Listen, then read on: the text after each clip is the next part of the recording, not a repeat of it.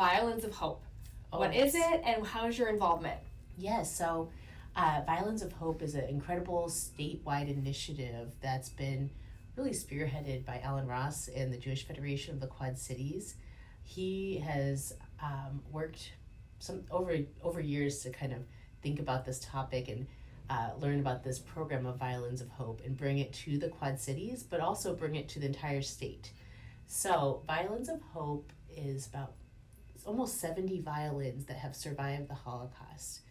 And they all have their own unique story of who owned them, who played them, what their experience was during the Holocaust. And each of these unique pieces are, incredible artifacts that share our history. But also, what is so unique about it is that these instruments are played. Yeah.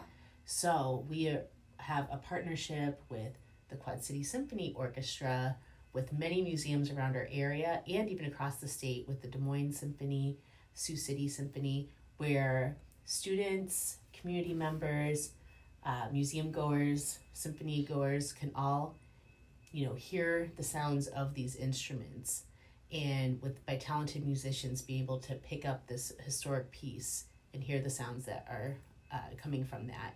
So it's really powerful.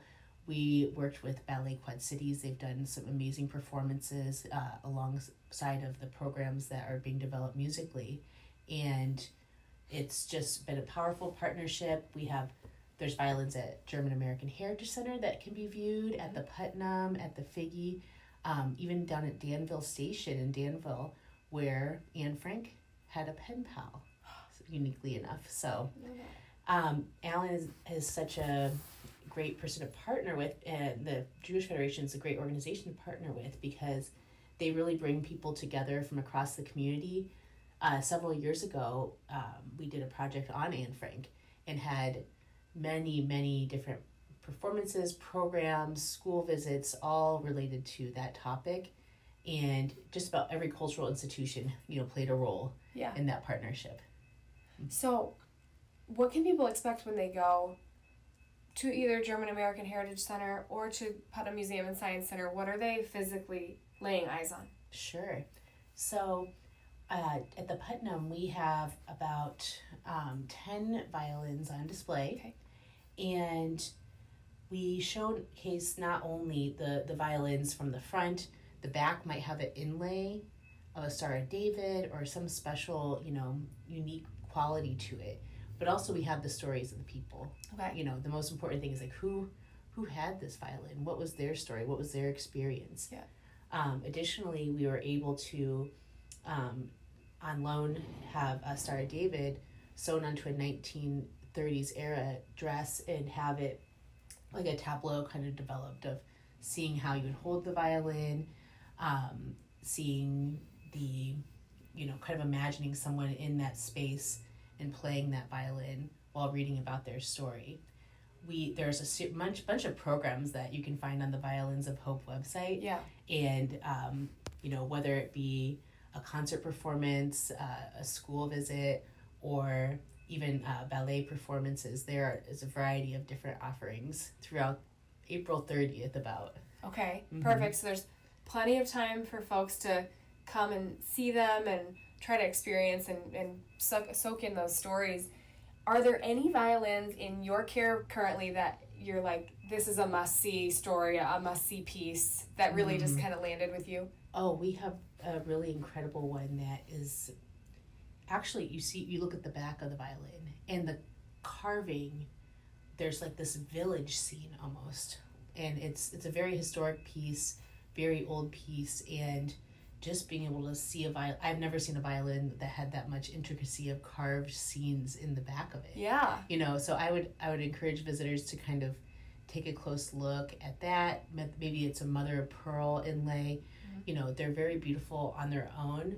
But then once you read the stories of the people who own them, I couldn't even pick just one. Every single one, is incredibly moving and, touches your soul. So it's a powerful display, and it's a powerful program of events throughout the community. So I really encourage people to go see it before we have to let it move on to another community. Yeah. But we were really glad to have brought it to this area and be part of the statewide initiative. Now, if you don't know the answer to this, that's totally cool. Curious, I mean, it seems like such a niche instrument. It could have been anything. Why were so many violins saved and passed through the decades? Sure. So the collector, his father and grandfather, his grandfather survived the Holocaust and his grandfather's family did not. And he was a violin maker. Oh, okay. And he was actually, after the war, a lot of people couldn't bring themselves to play this instrument that was possibly made in Germany, say. And they're like, please take this or I'm going to have to destroy this instrument, but I cannot play it myself anymore.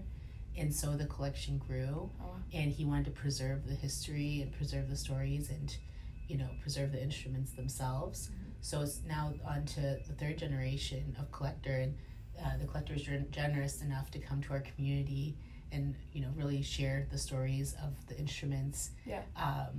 And so you can find out more about that rich history on their website as well. Yeah. What is the website that someone can I think Violins of Hope, you'll come up with it. There's actually books about it as well. Okay. So our curatorial team has done a lot of research with the texts that are available. Very interesting as well. Cool. Thank you for sharing that. Yeah. I appreciate that. I'm excited to see it.